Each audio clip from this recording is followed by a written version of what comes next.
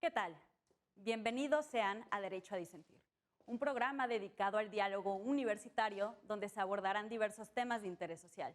Iremos desde el acceso a la información en las redes, la libertad de culto, hasta el derecho a la salud, entre muchos temas más. Todos serán planteados por jóvenes universitarios de distintas licenciaturas y escuelas. Mi nombre es Jimena Jiménez. Comenzamos.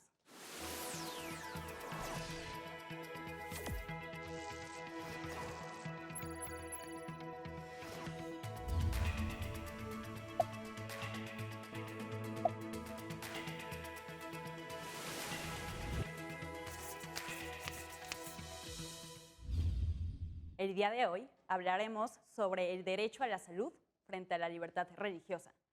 Para platicar de ese tema, nos acompañan del Ibero los abogados Arturo.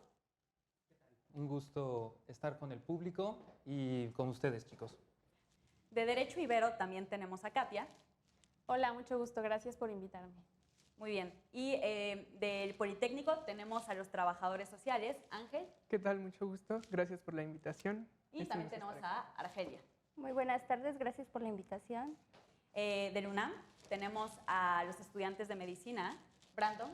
Muchas gracias por la invitación, Jimena. Y Josué. Un gusto estar aquí. El día de hoy vamos a hablar sobre un tema muy interesante. ¿Qué debe de prevalecer? ¿El derecho a la salud o la libertad religiosa? Para esto, un caso muy interesante llegó a la Suprema Corte que trataba de una familia rarámuri que llegó a un hospital, pero a su vez que tienen creencias de testigos de Jehová, llegan a un hospital con su hija de 6 años y la diagnostican con leucemia. Ya nos podrán explicar un poquito más sobre esa enfermedad, los médicos aquí presentes, pero lo que sucedió fue que su creencia impide llevar a cabo transfusiones sanguíneas porque la sangre tiene un vínculo con el alma. Totalmente se respeta totalmente, pero aquí la cuestión es, llega el caso a una subprocuraduría de atención de derechos de niños, niñas y adolescentes. Y entonces, como ve que la vida de la niña corre riesgo y los papás no querían que se le hiciera una transfusión de sangre, asume la tutela provisional y ordena la transfusión inmediata de sangre. Para esto, los padres de la niña, a través de diversos recursos, llegan a la Suprema Corte a decir que ellos tienen total libertad para decidir sobre su religión y qué quieren en sus hijos o no.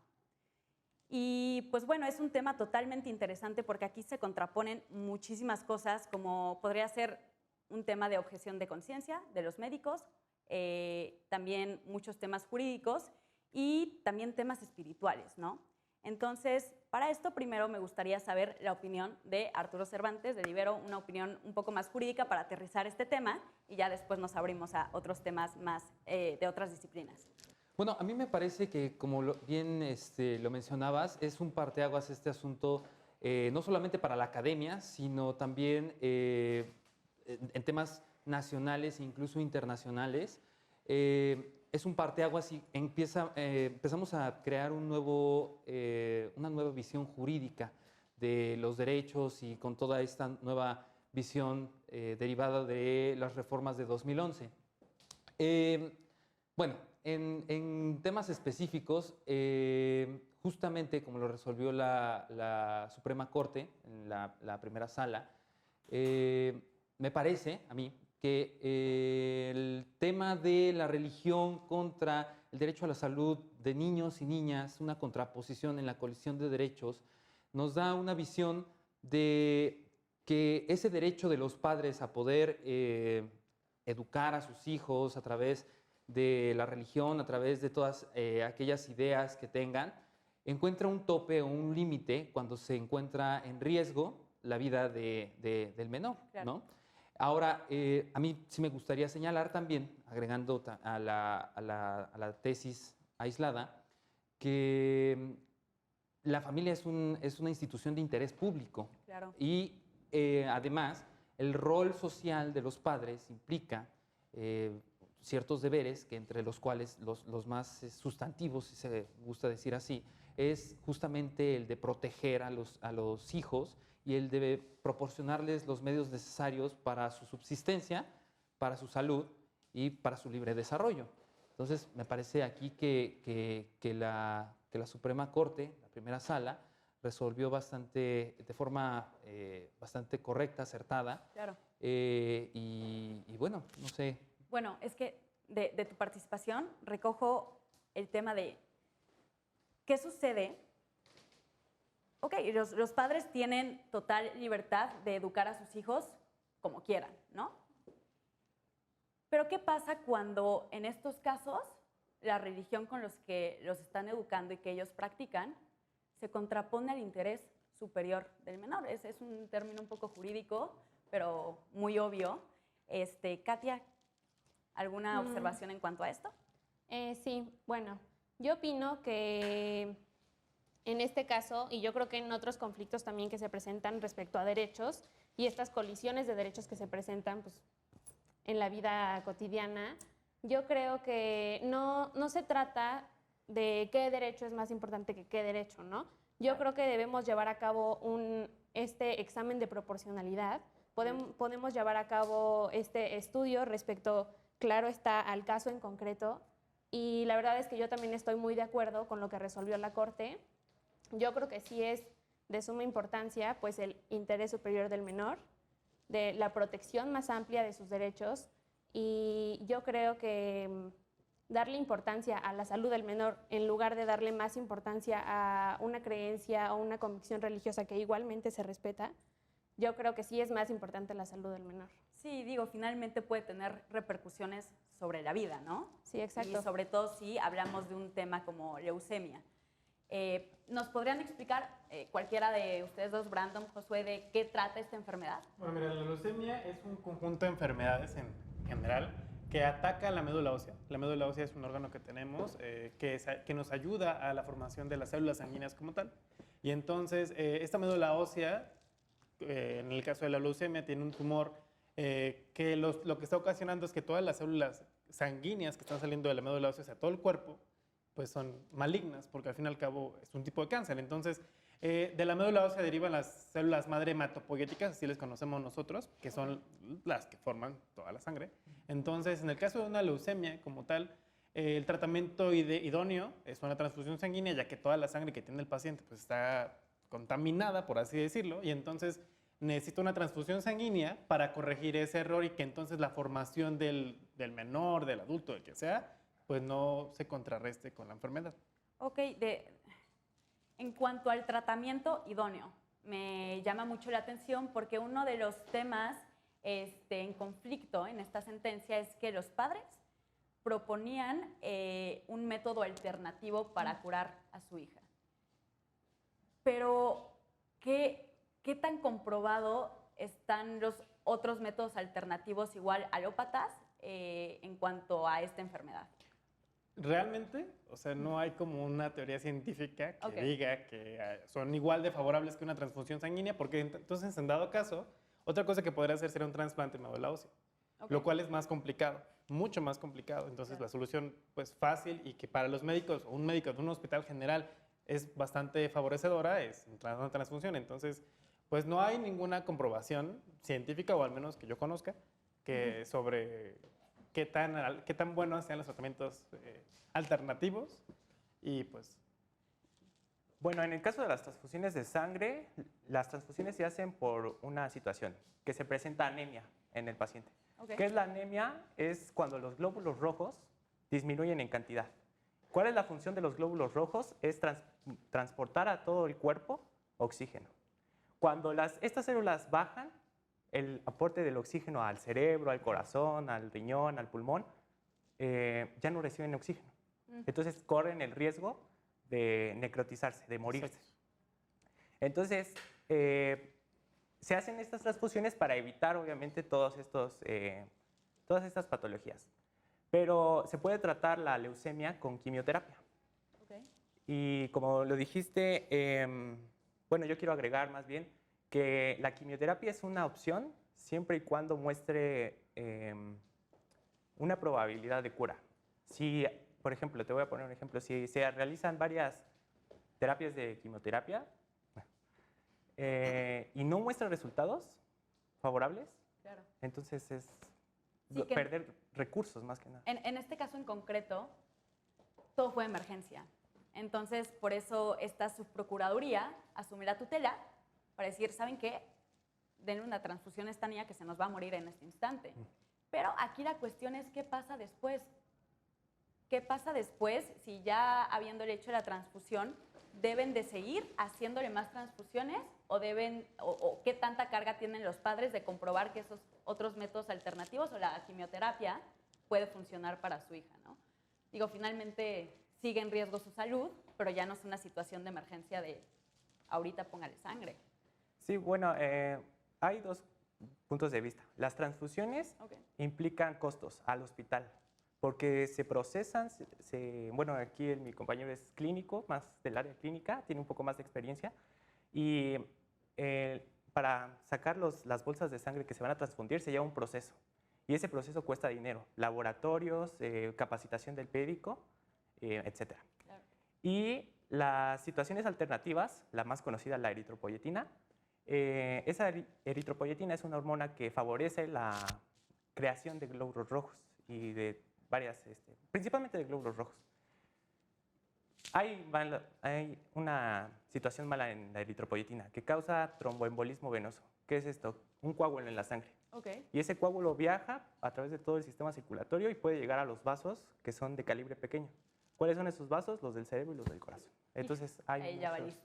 Sí. ¿no? Sí, ya. Sí, o sea, sí, Digo, si el tratamiento, o sea, la eritropoyetina como tal, es una hormona que se sintetiza a nivel renal y realmente, o sea, la efectividad de la eritropoyetina en una situación así o una situación similar, independientemente sea leucemia o no. O sea, llega una paciente a servicio de urgencias porque tuvo algún choque, un traumatismo, X cosa de urgencia, que también hay que catalogar si es una urgencia o una emergencia, porque emergencia compromete los órganos ya no vitales, como tal, el corazón, cerebro, hígado, etc. Claro. Entonces, pues en este caso una transfusión sanguínea sí es, como dice mi compañero, es más costo para el hospital, bueno, para la institución de salud, pero al fin y al cabo tienes que hacer un costo-beneficio, ¿no? O sea, porque el costo-beneficio sería de que si no le hago esta transfusión sanguínea a la paciente, pues se va a morir, en pocas palabras. Claro. Entonces, yo creo que la opinión religiosa sí te involucra mucho porque incluso en el aspecto social, esa niña, en dado caso de que la transfundieran, pues sería como un pecado para su religión y sería un problema muy grande socialmente. Pero ¿de qué te sirve tener un pecado o ser pecador, o bueno, no ser pecadora si no tienes vida, ¿no? claro. Entonces, yo la verdad desconozco la manera en la que los testigos de Jehová vean la muerte, como el cristianismo, como otras religiones, pero pues yo creo que no, que la decisión que tomó la Procuraduría, pues es la más acertada. Sí, por supuesto. Como decía, era una situación de emergencia y era algo que se tenía que hacer en el momento. Siempre recalcando la importancia y el respeto de las religiones y de las creencias y de la cosmovisión de cada persona, ¿no? Pero entonces para esto me gustaría preguntarle a Ángel o Argelia, quien guste participar, ¿qué implicaciones, no sé si saben en cuanto a la religión de los testigos de Jehová, qué implicaciones tienen ellos en la familia y a respecto de la vida? ¿Y qué significa tener como sangre de otra persona en ti? No sé si gusten participar. Bueno, ok, como tal, desde el principio desconozco cómo haya sido la intervención ahí por parte de trabajo social, Claro. pero bueno, nuestra intervención desde un principio iniciamos con una entrevista con un familiar, un miembro de la familia, en este caso la madre de la hija, o probablemente con los dos padres. Claro.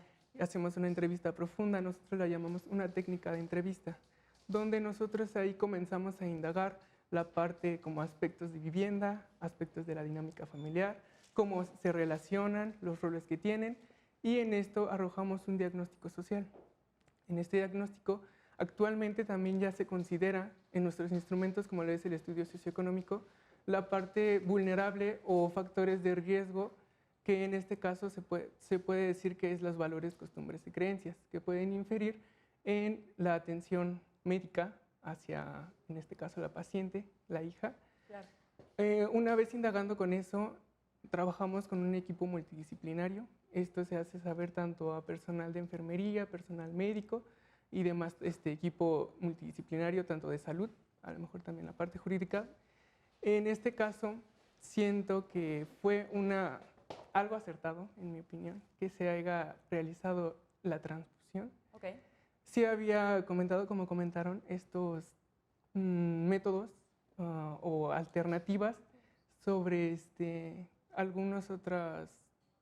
En este procedimiento quirúrgico no se requiera de transfusiones sanguíneas. Había escuchado sobre utilizar algún tratamiento para que pueda ser estimulada la generación de sangre. No sabía las complicaciones que llegaba a tener. Sí, ya son métodos un poco más Un complicados. poco más agresivos. Sí, exacto. Como decían, igual lo idóneo para tratar la leucemia son transfusiones sanguíneas. Exacto. Pero sobre lo que comentabas, hay un tema muy interesante aquí. En este caso, se trataba de una niña de 6 años, ¿no? Pero la pregunta es, ¿qué sucedería si se trata de, sigue siendo una menor de edad, pero que ya tuviera la edad suficiente para asumir la religión que quiere y que esa misma persona sea quien niegue esa transfusión? Yo creo que en ese caso, o sea, al menos con nuestro deber como médicos, es respetar la decisión del paciente ante cualquier cosa. O sea, no puedes... No lo puedes intervenir. Tú no eres juez para decir Claro. qué se hace y qué no se hace. O sea, si el paciente quiere, adelante, y si no está de acuerdo, pues también se respeta, porque nos gustaría a todos nosotros empáticamente que cuando nos pasara lo mismo, respetaran nuestra decisión. Claro. Entonces, en ese caso, yo justo lo había pensado así, en una persona mayor de 18 años, que ya es legalmente mayor de edad. Yo creo que se debería respetar su decisión.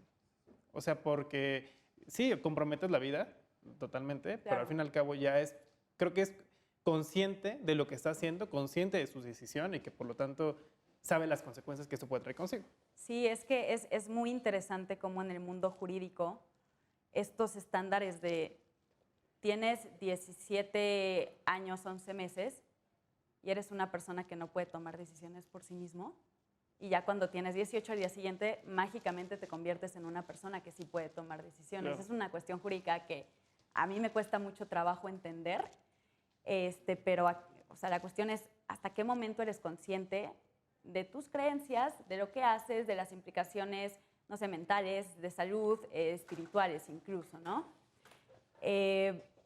¿Quisieran aportar algo en cuanto a la mayoría, minoría de edad? Sí, claro. Bueno, de hecho, hay muchos temas que se podrían abordar y se podrían sacar, de hecho, de esta tesis, como te lo mencionaba. Y, de hecho, yo mencionaba la trascendencia nacional e internacional porque esta tesis llegó en un gran momento.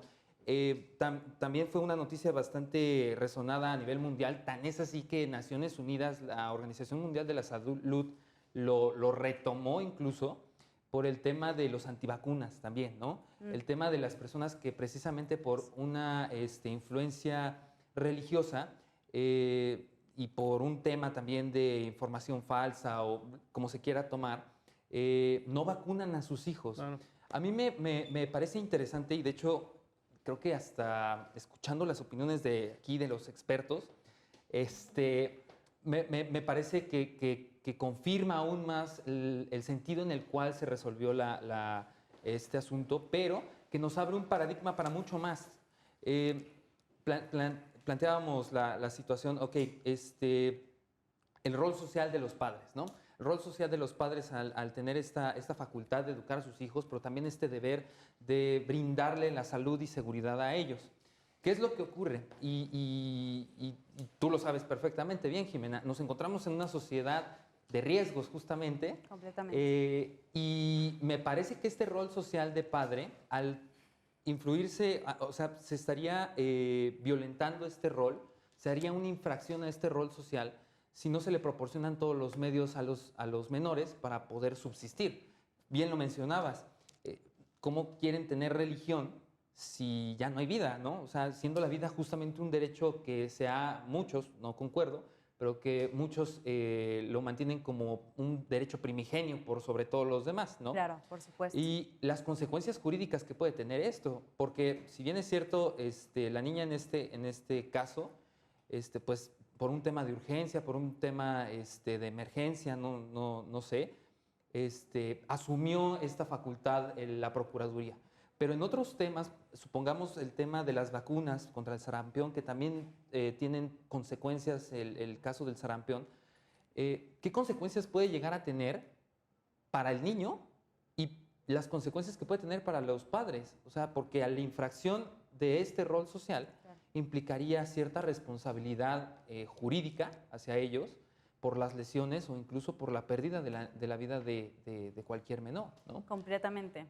Pues bueno, hemos escuchado hasta este momento opiniones muy nutridas e incluso nos han dado un poco cátedra de algunos temas que muchos desconocíamos, ¿no?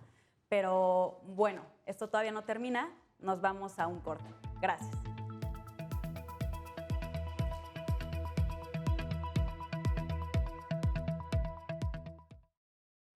Después de este breve corte, regresamos a Derecho a Disentir, aquí por Justicia TV. Hemos escuchado opiniones muy nutridas al respecto del tema del derecho a la salud y la libertad religiosa.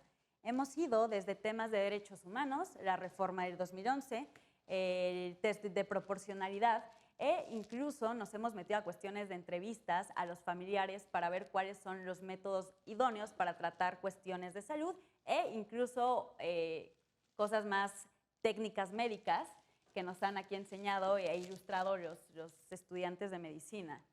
Tengo una pregunta, sobre todo para los estudiantes de trabajo social, que es, ¿en qué condiciones o bajo qué casos creen que es importante o creen que es justificable la intervención del Estado en la autonomía familiar? Bueno, Me gustaría escuchar tu opinión. Okay. Como ya se los había comentado mi compañero Ángel, en una primera instancia se realiza una entrevista, se realiza un estudio psicosocial y en él nos damos cuenta de cómo son las relaciones familiares y con las redes de apoyo que contamos, ya sea familia o comunidad. Una vez que se han agotado todas las redes de apoyo familiares, todas las redes de apoyo sociales, es aquí donde nuestro trabajo es dar aviso a las autoridades para que ellos se involucren, pero es una vez dando a conocer todo dando a conocer todas las opciones que tenemos, primero a la familia y luego a la tíos, primos, abuelos y después a la comunidad. Si no se logra nada, entonces es aquí donde nosotros vemos la involucración del Estado. Ok, es que está interesante justo este caso porque, bueno, finalmente se da a conocer su religión, que ellos tienen prohibido estas transfusiones sanguíneas, pero a pesar de eso y que ellos querían un método alternativo, el Estado parece decir como, ok, me vale, voy a intervenir, ¿no? Finalmente. Digo, son situaciones de emergencia, pero ¿creen que está justificado como que el Estado interrumpa tan abruptamente esa autonomía? ¿O qué piensan al respecto? Bueno, yo personalmente, hablando como médico, nosotros nos guiamos por 4 principios de ética, no sé si los demás aquí creo que sí los conocen, que es autonomía el primero, beneficencia y no maleficencia. Nosotros, en cuanto al de beneficencia, tenemos el deber de siempre procurar el bien de la otra persona. Y en el caso de esta niña, fue un caso sumamente especial y yo, desde mi punto de vista muy personal, yo soy de la idea de ver a los niños a futuro. ¿A qué me refiero con esto? Que los niños van a ser los siguientes ciudadanos en aportar a la sociedad, aportar económicamente al desarrollo de la sociedad, al desarrollo y sobre todo de este país que está, bueno, ya todos conocemos la situación de México y... Lo dices muy triste. La verdad, sí, porque... Qué caray. Y ellos son los siguientes, ¿no? Y entonces, limitar su desarrollo por cuestiones morales rígidas, yo lo considero que está mal. Y la ley lo pone así, superpone la vida de un niño por cualquier daño moral. Claro, ¿no? Claro que es algo que igual nos pueden explicar un poco más los abogados, que bueno, o sea, están estos derechos humanos que son disponibles para absolutamente todos. Ahora bien, no son ilimitados. todos tienen sus límites. Bueno, hay una teoría que dice que solamente el derecho a la dignidad no, que es como la base, ¿no? Pero, ¿qué piensan de estas limitaciones en cuanto al derecho de libertad, o más bien la libertad religiosa? Bueno, yo pienso que justo como lo estás diciendo, es una libertad religiosa y esta libertad es clásica. ¿A qué nos referimos con que es clásica? Que tú tienes este derecho, pero el Estado tiene la obligación de respetar y de no intervenir en el ejercicio de tu derecho. Entonces nosotros sí podemos ir por la vida ejerciendo nuestro derecho de la libertad religiosa, pero llega un punto en donde, justo lo que mencionábamos, existen límites en estos derechos. O sea, límites que hablábamos en este caso es el límite es la vida y la salud del menor. Claro. Entonces, yo creo que en este caso en particular, sí es correcta la intervención del Estado. Yo creo que es como hasta un punto bueno, o sea, sí estuvo bien, porque pues yo creo que en el caso de que estemos viendo que se está vulnerando el derecho de un menor y que los padres no están buscando su mayor beneficio, o sea, es importante que alguien, que una persona, en este caso el Estado, vea por su beneficio, vea su... Claro. Para protegerlo más. ¿Quieres mencionar algo? Iba a decir algo, pero ahorita te lo digo porque se me fue la idea. No, Pero- está excelente. Sí, bueno, yo he planteado mi postura y es una postura a lo mejor y no sé, demasiado progresista incluso, no sé. Es que me parece que bajo ciertas circunstancias, y planteaba, yo creo que este tema es sumamente interesante, pero nos abre la puerta a muchísimas otras cosas más. El tema de las repercusiones que puede tener, ¿no? O sea, incluso la responsabilidad que se le pudiera cargar a los padres por las consecuencias que pudieran generar al omitir un deber objetivo de cuidado, porque al final del día el rol social del padre, y lo repito, está cargado de esta obligación de proporcionarle los elementos o de hacer en su mayoría de lo posible todo para que sus hijos subsistan, ¿no? Por Y supuesto. me parece que es la pregunta que nos hacemos todos los abogados, ¿no, Jimena? ¿Consideramos que fue apropiada la intervención del Estado?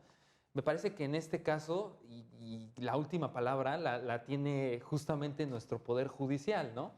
Pero sí nos pone a pensar en otras situaciones, y tú lo mencionabas hace un minuto, ¿no? El tema de si es mayor de 12 años, si es menor de 12 años, qué ocurre con esas circunstancias en específico. Me parece que tendríamos que atender a cada caso en particular. Sí, Fue claro. sumamente particular y me parece que nuestro Poder Judicial resolvió bastante bien. Claro, digo, finalmente todos los casos, valga la redundancia, son casuísticos, ¿no? Exacto. Depende de las circunstancias de cada uno para poder determinar en qué caso está justificado, en qué casos no. O sea, no por esta ocasión que se haya justificado esta intervención del Estado significa que ya siempre va a suceder así. Y bueno, a mí me gustaría también aquí meter un tema. Adelante, Ya me acordé adelante. de la otra cosa que iba a Pero decir. por favor, Katia. Bueno, era que nosotros tenemos como una cierta seguridad, por ejemplo, bueno, debería de ser una cierta seguridad de que el Estado está pues protegiéndonos, ¿no? Entonces, esta obligación que el Estado tiene para brindar a todos la salud, pues es algo que nosotros, bueno, en este caso, tienen que estar seguros de que si tú tienes este derecho, el Estado te lo va a garantizar y es por eso que entonces el Estado tiene que intervenir para garantizarle a ese niño el derecho a la salud que tiene, ¿no? Claro. Y protegiéndolo exactamente por lo que mencionábamos, porque es menor de edad. Entonces, si este derecho que se le da a los padres para tomar decisiones sobre él se le da precisamente para que haya una protección al menor, entonces si ellos no están cumpliendo con esta protección, ¿quién se la tiene que dar? El Estado, ¿no?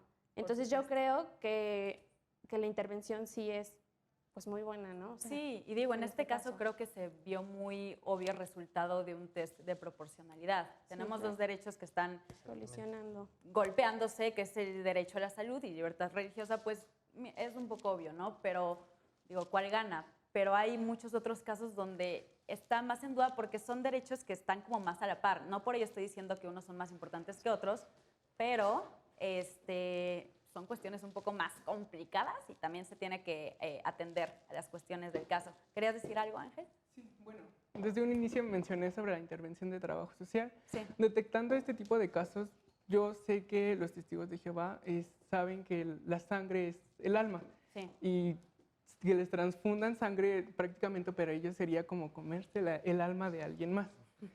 Un poco término así. caníbal Ajá. este tema, Por ¿no? eso es esa idea de que no se acepta la transfusión de sangre para este tipo de Sí. quienes profesan esta religión.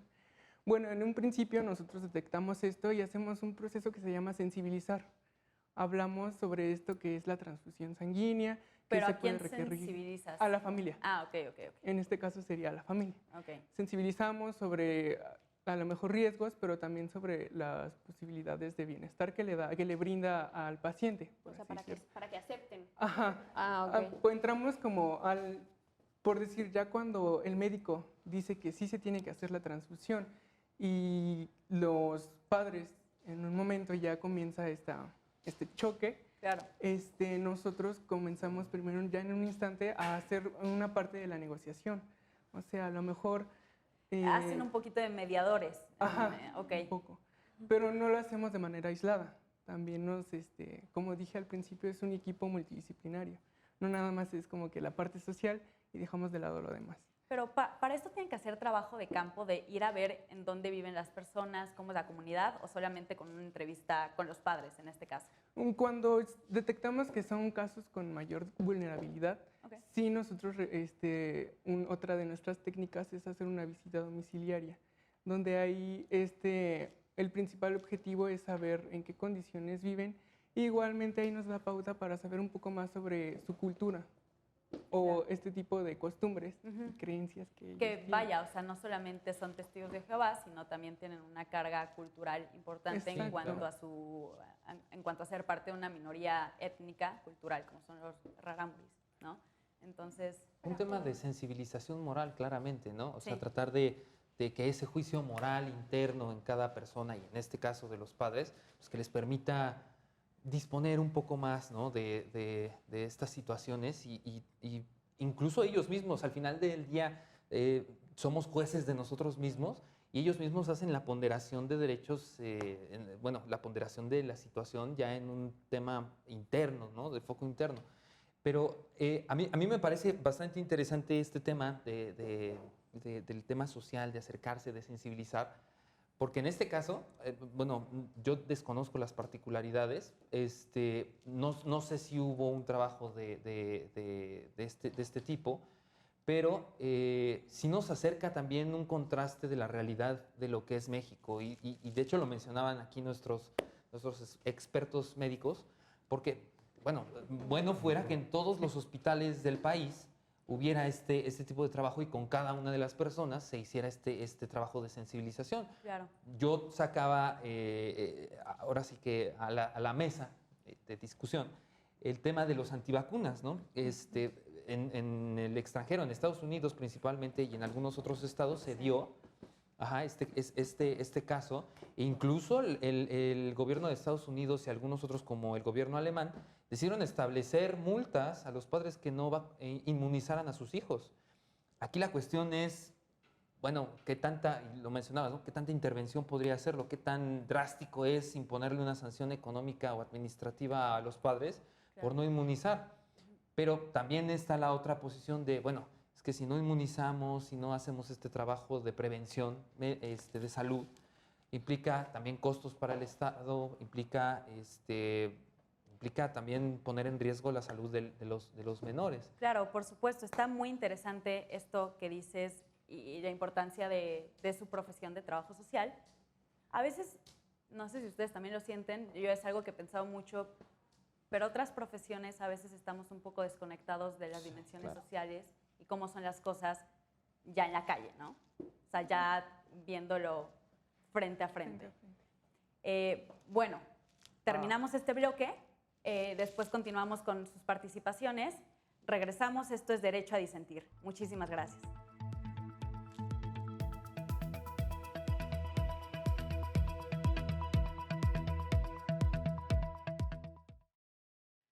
regresamos.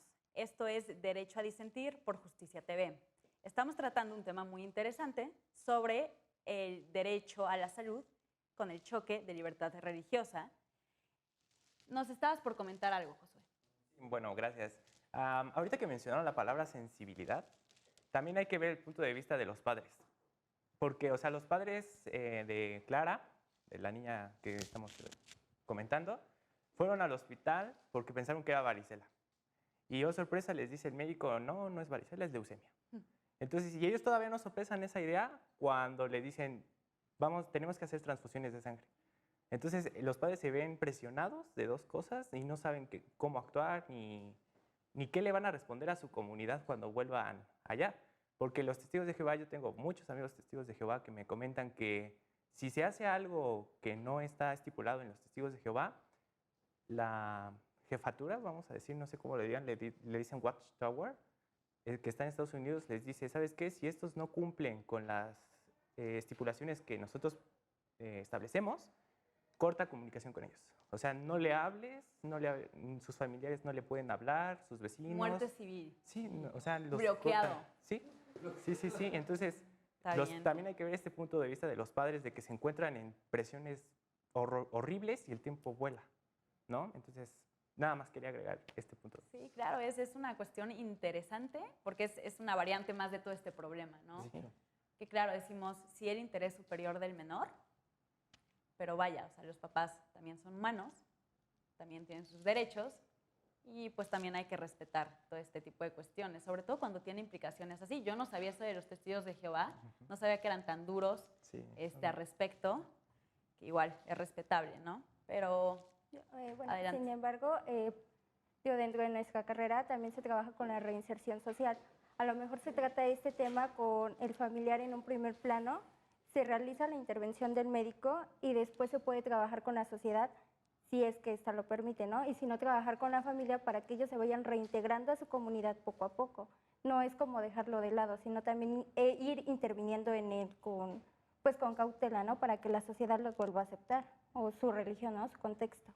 Claro, sí, es difícil, ¿no? O sea, no solamente se habla de una reinserción social hablando de un derecho penitenciario, ¿no? Sino reinserción social religiosa, por así poderlo decir. Aquí salta una cuestión interesante. Igual si son temas personales, no lo comenten, pero ¿qué religión tienen ustedes? ¿Tienen alguna religión en especial? ¿Cristianismo, catolicismo? ¿Son ateos? Yo, cristiano evangélico. Ok. Y conforme a tu religión, ¿qué cuestiones, por ejemplo, supongo que tienes ideas muy encontradas con el derecho a las mujeres a abortar, Sí. ¿no? ¿Qué pasa si llega una mujer contigo con un embarazo de riesgo a su vida y quiere abortar? ¿Qué pasa con tu religión? ¿Aplicas la objeción de conciencia en estos casos? Bueno, siempre nos dicen a nosotros que debemos de ser neutros, Ok. ¿no? En ejercer la profesión con la mayor dignidad y tratar a la otra persona con dignidad y nunca interponer ideales, porque eso es lo peor que se puede hacer, ¿no? Interponer los ideales antes de la visión que se tiene de la profesión, eso es lo peor. Si llegara una persona, en el caso que me mencionas, y está en riesgo de aborto, pues lo primero es ver si se puede salvar primero la persona que está embarazada. Si se puede salvar, ok, vamos con la siguiente. ¿Se puede salvar el niño? Si sí o no, bueno, es un tema muy difícil y se necesita la opinión no solo de un médico, sino de varios, ¿no? Sí. Y llegar a un consenso para decir qué es lo mejor. Ok. ¿Qué opinas al respecto? ¿Practicas O sea, alguna religión? No, soy agnóstico. Ok. Pero respecto al aborto, yo creo que incluso lo platicaba con él en el corte. La libertad es un derecho fundamental en la vida de quien sea. Y uno no puede interponer la opinión personal, que eso al fin y al cabo intervendría en la decisión del paciente, del familiar del paciente. Entonces, realmente yo desconozco qué consecuencias tenga para otras religiones el aborto. O simplemente para la católica creo que está como muy penado. Pero, o sea, creo que todas las personas deben ser libres y tomar la decisión pues que quieran, ¿no? O sea, al fin y al Sí, cabo, completamente. uno como personal de salud tiene que verificar que la persona, por ejemplo, la mujer embarazada, para mí es más importante ella, o sea, porque al fin y al cabo la que está embarazada es ella. Si yo puedo rescatar al bebé feto en las semanas en las que esté, de que no fallezca, pues increíble, pero al fin y al cabo lo importante, o para mí lo importante sería ella y el bienestar de ella, porque pues, al fin y al cabo, si lo ves de una manera más integral, ella lo va a cuidar después y ella va a tener como consecuencias más graves que si no se trata como de una manera adecuada. Sí, completamente. ¿Algo que quisieran agregar ustedes? al respecto? Justo lo que mencionabas de objeción de conciencia, Ujú. que, o sea, se me hace interesante lo que tú dices, ¿no? De que te dicen esta idea de que no, tú no puedes. O sea, tú de entrada no puedes decir, no, es que yo, la verdad es que por mis creencias, mis convicciones religiosas, yo no puedo realizarte un aborto. O sea, que te impidan hacer eso, pues según yo también está un poco mal, porque existe la objeción de conciencia. O sea, tú tienes el derecho de decir sí. O sea, digo, ya hay alrededor de eso, tiene que haber un médico que sí le realice a esta persona el aborto, pues porque es un derecho que también tiene, ¿no? Pero sí, objeción de conciencia, este es tu derecho. Sí, claro, Ok. que hay todo un debate sobre si hubo una cuestión sobre si era un derecho personal de Exacto. los médicos o podría extender su nivel institucional, que el hospital propio Ujú. diga, aquí no Sí, no. practicamos este tipo de cosas. Es una cuestión muy controversial y, pues bueno, de alguna forma podría ser criticable porque le estás negando el derecho a la salud a algunas personas. Digo, finalmente esto es en cuestiones de relación privado-privado, no estado particular, pero digo, finalmente es algo que vamos a tocar más adelante, pero el derecho a la salud es disponible para todos. Adelante. Incluso me gustaría agregar, por ejemplo, que, bueno, en mi opinión personal, si se aceptara el derecho al aborto, habría menos complicaciones o menos fallecimientos por un aborto clandestino. Porque si al fin y al cabo tú lo estás legalizando, la institución de salud tiene que implementar medidas para que si algún, o sea, como para pacientes que quieren ir a abortar, ¿no? Claro. Entonces sería un aborto con cuidados, con un tratamiento adecuado, con las instalaciones adecuadas, con el utensilio adecuado, que al fin y al cabo evitaría complicaciones en la paciente, ¿no? Claro. Independientemente de la causa del aborto. Pero en el caso en el que estés como en contra o que la ley esté en contra y o que incluso la religión como que te lo prohíba, pues puede que la decisión de la mujer, la decisión de ella misma sea abortar y entonces tiene que recurrir a sitios clandestinos o sitios fuera de la ley. Sí, Que al claro, fin y se al vuelve cabo muy esto le va a peligroso. traer demasiadas complicaciones Sí. y que lejos de que se muera el bebé, se puede morir ella también.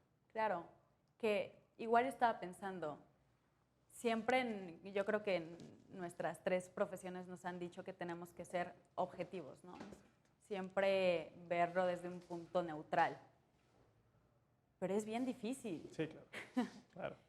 O sea, supongo que si, no sé, si el médico también hubiera sido testigo de Jehová, quizá otra historia hubiera sido, ¿no? O sea, igual hubiera podido aplicar ahí su objeción de conciencia. Y bueno, quién sabe qué sería de la niña hoy en día, pero pues bueno, Arturo, ¿querías comentar Sí, algo? claro. A mí me parece que resaltan aquí 2 puntos, una vez más, bastante interesantes, ¿no?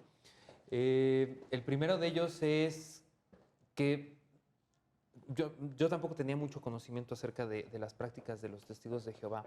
De hecho, sería súper interesante meterse a hacer un pequeño estudio de ello.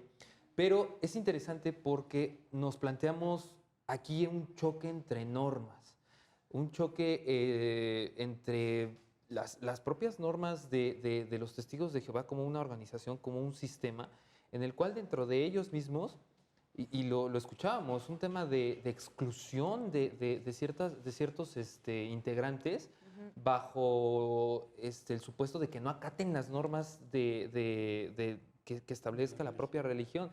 Me parece ahí que como bien lo mencionabas, el derecho y las instituciones podemos hablar de la ponderación de los derechos humanos, de cómo está por encima la salud, en este caso obviamente, por el bienestar del infante, de los niños, de las niñas, por encima de la facultad de inculcar la religión, ¿no?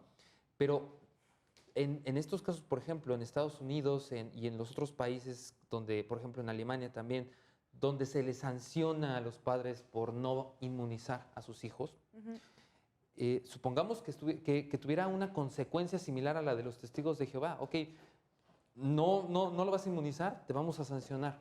Oh, no, pues no, porque va en contra de mi moral, va en contra de lo que pienso como perfección de mí mismo, de lo que sea, de bien y mal. Entonces continuamos con un Estado que los puede seguir sancionando y sancionando, pero no nos ponemos a pensar también en las sanciones de estas religiones. Sí, claro, aquí es tremendo. justo bien lo comentas, es un choque normativo interesante y lo hablo desde qué es lo que dicen las leyes y qué es lo que dice su comunidad, ya sea religiosa, ya sea indígena, que en este caso se juntan estos dos, que es lo interesante. Y finalmente, pues, o sea, hasta dónde llega la autonomía indígena, hasta dónde llega la autonomía familiar, hasta dónde llega la autonomía religiosa, que choque contra todo este sistema jurídico mexicano, ¿no? Bueno, Sí. en este caso. Y la problemática se acrecenta porque ahora con estos nuevos axiomas, con estos nuevos mecanismos que tenemos, interpretación conforme, principio pro persona, etcétera, etcétera, el derecho se vuelve más consciente de la realidad social en la que se encuentra cada individuo, Claro. pero me parece que se contrapone con estas normas de la religión que son tremendamente rígidas. Ajá, o sea, estamos hablando de que los están disociando completamente y digo, podremos decir aquí entre nosotros, ninguno es testigo de Jehová, podremos decir entre nosotros, bueno, ok, no pasa de que les dejen de hablar, los ignoren, pero en su realidad es completamente Sí, claro. Sí, distinto. no, para Sí, ellos o debe sea, pesar. Tú bien lo dijiste, muerte civil. O sea, ¿y eso a qué consecuencias puede llevar? Claro. O sea, es un tema complicadísimo y que propiamente el derecho no se va a pensarlo hasta allá. Sí, ¿no? completamente. Y creo que eso bien lo podrían decir ustedes, ¿no? ¿De qué implicaciones para la persona tiene que tu comunidad te rechace? ¿No? Bueno, se hablaba también desde un principio que podría también faltar lo que es la educación, porque podríamos hablar, no digo que sería de cambiar sus costumbres o en lo que ellos ya creen, sino simplemente a lo mejor empezar a brindar opciones a través de la educación sobre a lo mejor estos riesgos, algunos temas culturales que quizás no conozcan. Hablábamos también sobre el lenguaje incluyente, Sí. poder utilizar ese lenguaje para más que nada sensibilizar, dar estos temas, Claro. para que, por decir, en algún futuro se pueda minimizar estas problemáticas. Claro, que bien podemos decir como, pues está mal que excluyas a los tuyos.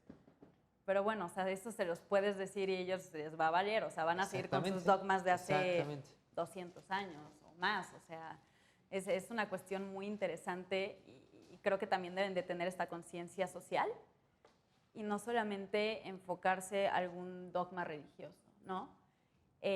También implicaciones a la salud o podría llegar a implicaciones a la propia vida. ¿Quisieran concluir con alguna postura, alguna idea, algo en especial? Es justo eso, o sea, lo que acabas de mencionar ahorita. O sea, nos preocupamos o en general nos estamos analizando de una manera integral en la cual vemos las sanciones a nivel salud, a nivel legal, a nivel social. Pero yo creo que una de las sanciones, o al menos para mí, la más primordial es la muerte.